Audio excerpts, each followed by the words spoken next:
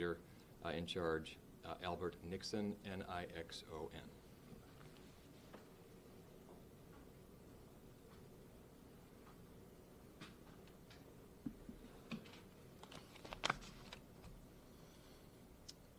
Hello, I'm Todd Inman. I'm a board member of the National Transportation Safety Board.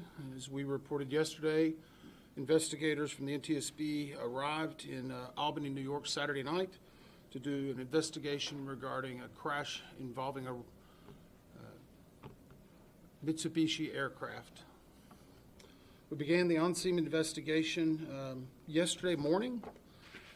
So before I actually go into the investigative update, again, on behalf of all of the NTSB, our sincere condolences to those who lost loved ones in this crash. It's truly a tragedy, and we hate that for the families. It's never an easy thing. So our thoughts are with them, very much so. Our family assistance group has been working to assist and inform the families and survivors. They'll continue the support throughout the entire investigation. Max Green, who's leading that, is with us today. And in fact, Max and I have just finished about an hour and a half ago a briefing for the family members of the similar information that I'll be briefing you. We want to go into a little bit more, since this is our second day of the explanation of the NTSB's process and parties. We've been using this practice for about 30 years. We offer the party status to those government agencies, individuals, operators, government officials that may have experienced or been a part of this accident. We conducted a organizational meeting, as we said yesterday, and established the parties. They are primarily the same in that it's Honeywell, the engine manufacturer, the Federal Aviation Administration, NACTA, which represents the air traffic controllers, and we also have one clarification. Due to the Mitsubishi aircraft being manufactured in Japan under the International Civil Aviation Operators, Annex 13, we offer accredited status to the Japanese Safety Board to be a party to this investigation, and through that accredited status, the manufacturer, Mitsubishi, will be considered a technical representative to the overall party structure. It's a small nuance, but we wanted to clear that up from yesterday to make sure we had the right language. We began to put together a multidisciplinary set of groups to investigate every accident of this investigation. The team is being led by Albert Nixon, who is here with me now as the investigator in charge. Albert is a 12-year veteran of the NTSB and over 30 years in aviation in general. He's out of our Phoenix office. He's also a certified airline transport pilot, one of the higher ratings. So he's been pulling together a really good team to help us work through this. To give you a little bit of update about what we've been doing and how we've been doing that. As of this afternoon, we've had our drone and UAS team in. They've done a full aerial view and mapping of the entire wreckage location and the surrounding area. They completed those activities about 2 hours ago. And they have a lot of good imagery that we believe will be very helpful for the post-impact inspection and evaluation. We've also conducted additional video and photo documentation of the scene and surrounding areas. And I want to call out again Columbia Sheriff's Office. They provided us with over 1,000 images post-impact of what occurred and how the plane was found. That will be very helpful for us, as some of the items in the wreckage had to be moved for the extraction of the passengers. So those are very helpful details, and they've been very accommodating from not only having a command post, but security on the scene. So the community's been very welcoming and helping us in this overall investigation. We brought in a team of air traffic control specialists who have assembled. They've begun interviews. They're doing those interviews in the Albany Air Traffic Control Tower, which was controlling the aircraft at the time. We are beginning the interviews. Those will go on for the next week. We'll be interviewing every one of the controllers that were involved in the entire flight and making sure that we're getting all the details along with the management. The FAA has brought an air traffic control manager from Harrisburg, Pennsylvania in to help facilitate. The reason for Harrisburg is it's a similar sized tower that does similar operations, so we want someone who can assist us as a technical expert that was not in the tower itself. It's a normal and customary part of our practice. We pulled a number of pieces of equipment from the actual aircraft itself, and these are going to be the avionics that had been upgraded. So we've secured a large number of those. Some of them are damaged. None are in its pristine state due to the force of the impact, but we do believe that they may be helpful in whenever we get them to the laboratory to being able to determine whether they were working and the accuracy and the level to that. From that, we've also secured multiple memory cards, and those are being sent right away now to our laboratories in D.C., where we have a team of experts that do recorder device and downloads, and once they get there, we'll have a better idea of what additional granular data they will provide. But we were very happy to have pulled those additional memory cards. We have begun the prepping for the engines, and they are being transferred. They will ultimately be torn down in Phoenix, Arizona. And so we anticipate a full teardown of both of the engines, and Honeywell obviously is working with us very closely on that. Aircraft recovery experts have arrived on scene. They arrived a few hours ago. They're currently working on the extraction of the aircraft itself. We anticipate this will be concluded by tomorrow evening, at which point the wreckage will all be moved to a secure facility in Massachusetts, where part of our team will relocate in order to do a more thorough examination of the aircraft itself and the structure.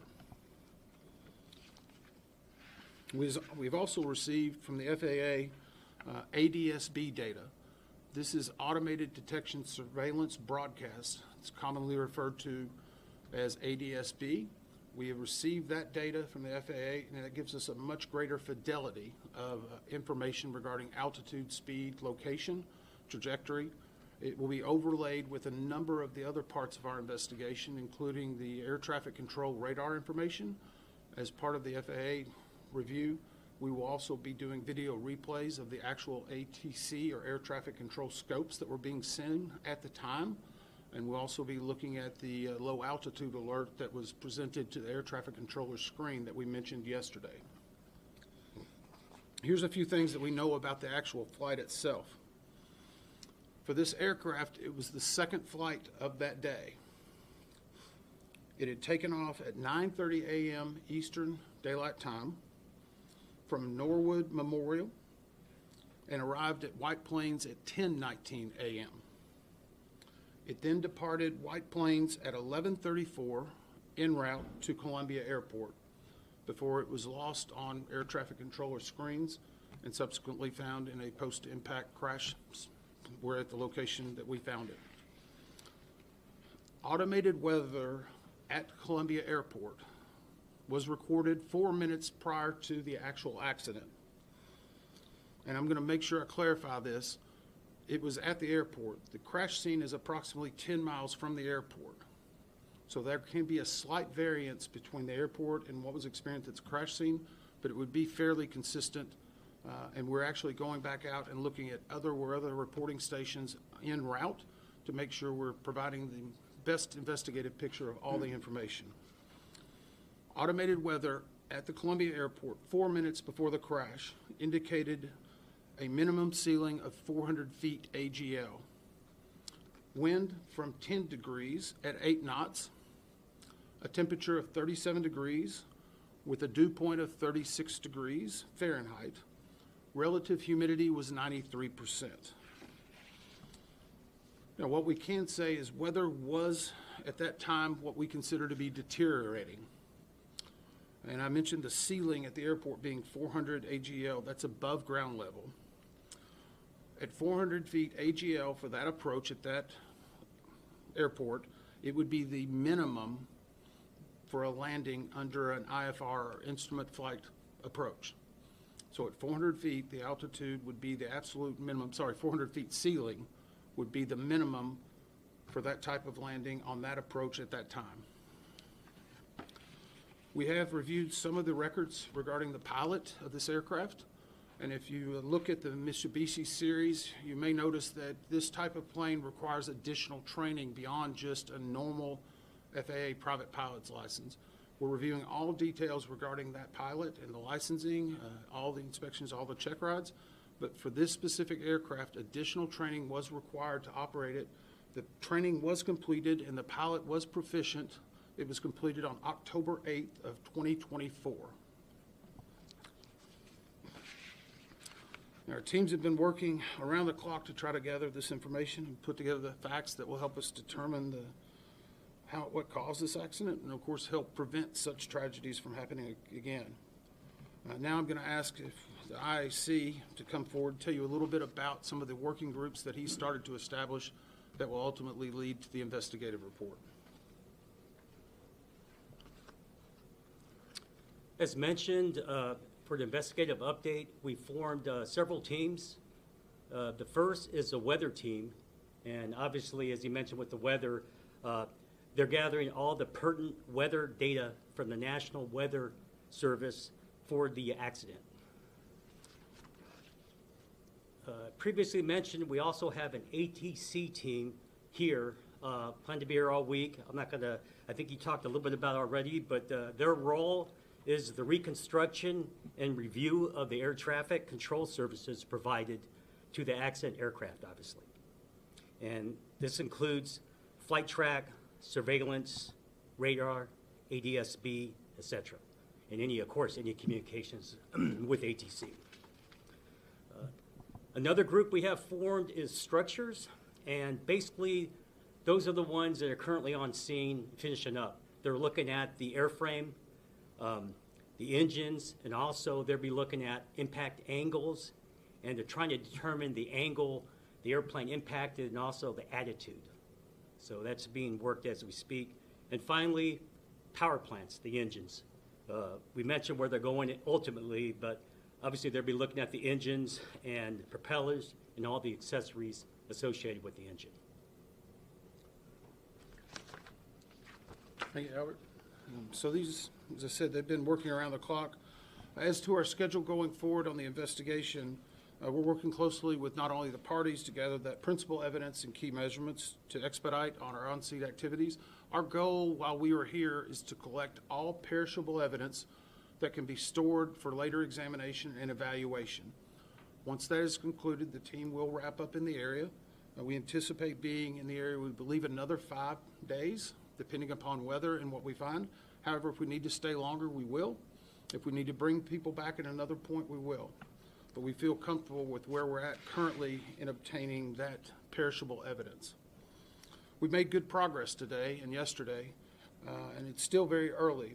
Our objective is not just to find out what happened, but why it happened, so we can make recommendations so this does not happen again. We're not going to be speculating about what may have caused the accident. We hope to have the preliminary report out in 30 days and the final report in 12 to 24 months. However, I do want to stress, if we find a pressing need, we have no problem issuing an urgent safety recommendation before then. The NTSB has had a history. In fact, we did a similar urgent safety recommendation. I was the board member for the DCA crash. Once we found information that we thought needed to be corrected immediately, we will make that urgent safety recommendation to either a manufacturer or to an organization or a regulatory authority. So we hope to have the investigative report in 12 to 24 days. We will be sending out, as I said, the preliminary report. It will have the facts of the accident itself, more information that we've pulled together regarding additional reports. This will also be probably our last media briefing on site.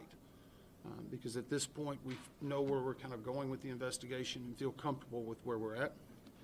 I'm going to stress again, we ask anyone that has any information regarding this, and I mentioned yesterday door cams or ring doorbells, things like that.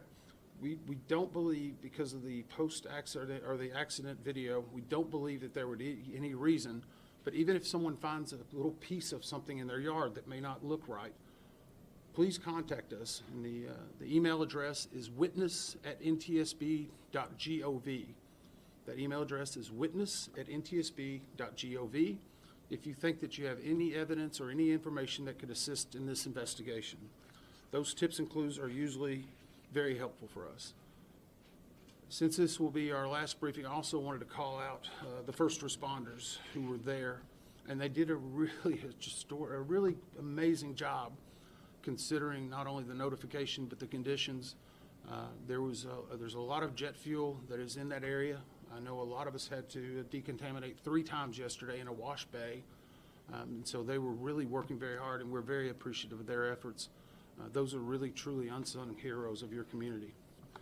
Those first responders who were involved in the initial response were the Columbia County Sheriff's Office, the New York State Police, the Community Rescue Squad, the Craryville Fire Department, the Hillsdale Fire Department, the Columbia County Fire Coordinator's Office, the Columbia County Coroner's Office, the New York State DEC Spill Response, Greenport Rescue, and I would also like to mention the school systems in Columbia, where they've allowed us to use as one of their facilities in their wash bays as we've been doing some of our meetings, and also LifeNet. The Sheriff's Office and others were hopeful enough that they actually had an air transport on call if necessary for this incident. It ultimately was not needed, but we were appreciative of everything they did. So with that, we're going to try to take some questions and hopefully get some answers for any information you may need. I ask that you just tell us who you are and from what outlet you come from. Yes, sir. We asked last time about the airworthiness ticket that was first in 1985 and then it was updated in 1995. More information is usually only done if there's something significant that happens, like a crash or anything like that. Can you give us any insight into that airworthiness ticket today? So the question was about airworthiness ticket, and we did take that back, and we've had a discussion with the Mitsubishi representative. Of our initial review, we feel comfortable that that plane should be flying. We see no issue with that, especially with its inspections. We do know that occasionally when an airworthiness ticket is opened up at an original delivery, it sometimes creates one airworthiness certificate, and sometimes you can have either a major upgrade or a change in the aircraft. It can be several other reasons. So one of the other things that we're actually doing is going back through every maintenance record for the entire life of that aircraft. We're pulling together every inspection. We will most likely talk to anyone who did work on that plane recently. We will also talk to anyone who may have done any check rides or anything in regard to follow-up maintenance on it.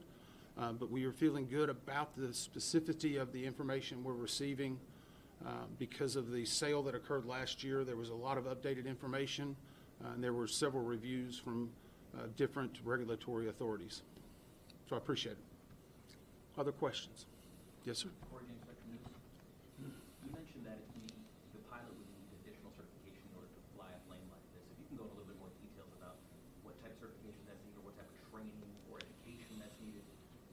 So the question is about basically additional training regarding this type of aircraft. The Mitsubishi, this is a twin propeller turboprop. It is what operates what I would say at a very high speed, close to jet speed. So it's a very agile, high performance type of plane, even though it's registered as a turboprop. Over the course of investigations, the NTSB has found and made recommendations, specifically making sure that an operator has an additional level of expertise beyond just a standard private pilot's license and possibly a certification under, say, a piston single engine. And so through those recommendations and working with industry and regulators, that is now a requirement for that additional training. I believe it's around 8 to 10 hours specifically to that aircraft, but we do know that we verified that this owner and operator, and we have confirmed the owner is the same person as the operator, that this owner and operator went through that training and was fully certified to be on that aircraft and flying it. Follow? Yes, sir. 8 to 10 hours of flying time? So the question was 8 to 10 hours of flying time. I don't know the specifics of that. I know it's specific to that airplane and that air structure. I don't have that training curriculum at that time. I do know that it was, as I said, a suggestion from the NTSB and others, and that we closed that recommendation acceptable. So we felt comfortable with the action that was taken by the manufacturer and the regulator to ensure that the training would be adequate for that type of aircraft. Other questions? Yes, ma'am. Mm-hmm. Question about the year of manufacture, 1985, and then the year that it was certified to be safe to fly was 1995. Anthony touched on this. Is it normal for there to be a 10-year gap between that time, and then also that you said it should have been flying fine and there could have been major upgrades or changes? Is it normal for there to be a 10-year gap at all? So the question exists about some records that show 1985 versus 1995. I would say we're digging into that further based on the question. But I would say this, with airworthiness certificates, there can be sometimes events that change it after a 10-year period that may say it needs a different or a new airworthiness certificate. You could have in this model, you could have a major modification change, such as the propellers. The propellers are a very specific and unique thing that could change the airframe itself. We will, as part of our investigative process, we will obviously be looking at that, every maintenance record. So right now, we don't see information that would lead us to the fact it was not airworthy at that moment. But the history of the aircraft, along with the history of the pilot, what they were doing 72 hours before, what the air traffic controllers were doing, all of that will be a part of that investigative report that will ultimately come out, and it will be a part, while it's not in the investigative report, it will be a part of the docket that will be released publicly. One of the main things we want to do is be as transparent as possible with all of our investigative material. It's important that the public have trust in the investigative process, and that we've not only ruled in, but ruled out everything that could have been a contributing factor to this accident. Yes, sir. John Kavanaugh, CBS 6 News. Do you have any information on how often this plane was flown? The question was the amount of usage. We are pulling those records, and I would say in the amount that this plane was flown could be a relative term. Some people may use a plane every day. Some people may use it once a week. Some people once a month. The reason why we wanted to indicate it was the second flight of the day, it may be helpful to our investigators in regard to not only condition but startup from the previous flight that may have occurred. And so we have an idea if there was a storage issue, possibly there was movement damage, or that something is fluid leak. Those things factor into, but that's one of the reasons why we wanted to offer the second flight of the day and the timing of that. Obviously, no reported problems during the first flight that we know of at this time, but we will be talking to that, and that's also, we've talked to the FBO operator, the fixed-base operator, where the plane landed and took out from at White Plains. That is how we initially identified the 6 people that were on board from video of them actually getting on the plane prior to the crash. Additional questions? Yes, ma'am. Have you guys seen any screen videos as of yet, or any sort of videos or tips from the public about this crash? The question was about additional videos or tips, and I don't believe so. I was looking at the IAC to confirm. I know we have had the one video we had from a general location. The way that works is whenever people reach out to our witness at ntsb.gov, there's a certain clearance process to make sure that it's valid information and worthy of ours. And I got to admit, 24 hours a day. It was a late night last night. It was the early morning. So those typically filter to us from our response operations center, and there may be a little bit of a small lag time. I know the investigator in charge mentioned he's got about 12 phone calls to return just from this morning. So I don't know if we have anything yet, but we're very appreciative. It's very often that those tips are very helpful for us. They help paint a better picture. So that's the reason why we try to reach out to as many people as we can. I will again stress, we don't believe that there's anything based on the one video we have that there was any type of mid-air breakup. But if someone does find a piece of debris, most aircraft parts typically have some form of serial number on them. If you were to find anything in that general area within a 5 or 10 mile radius as you're going through, I'll go back to the Alaska 1282 investigation we did with the door plug. It was found in someone's yard later that day. Those things, you never can tell when they will pop up. So we want to try to get that witness in ntsb.gov email address in case someone would find something in the future. Anything else? Roger Hennigan, Gilson Times Union. The one camera, the images you have from that, would you be able to say where it was being shot from, and does it have like a wide angle, or does it just capture like part or the end of the impact? So the question is about the video again, and this was, it's an important part because it's helping us. Again, it was in a close vicinity of the crash. The exact frames per second, I would say, cause a little bit of a skipping. You can see the initial plane come into the frame, and then there's a good clear image of what I would call the profile, the full profile. If you can imagine seeing a picture of a plane on the side through a certain angle, you're only seeing that side. You're not able to see everything across it. So if you can imagine a picture coming across at a full profile, that lets us know, and that's the reason why we have a better degree of confidence that there was not some type of specific breakup. And so that picture actually helped us. And then from there, it jumps down into the impact. And the impact, of course, had a large amount of, I would say, debris that came up from it. So those are the specific frames that we're looking at. And that was, again, very helpful. The Sheriff's Office was able to give us, before we took off from D.C. Saturday night, they actually did a video camera with the video camera. We actually flew in one of our people from our CIO's office, an IT specialist, specifically to help us with this, but more importantly, they were at the location whenever we were able to obtain the actual master copy. And so that's the reason we brought in a CIO person. We want to make sure we're investigating every possible aspect of this incident. We appreciate your time. Again, our thoughts and condolences definitely for these families that are affected. We'll look forward to bringing out the preliminary report to you in 30 days. Thank you. Thank you.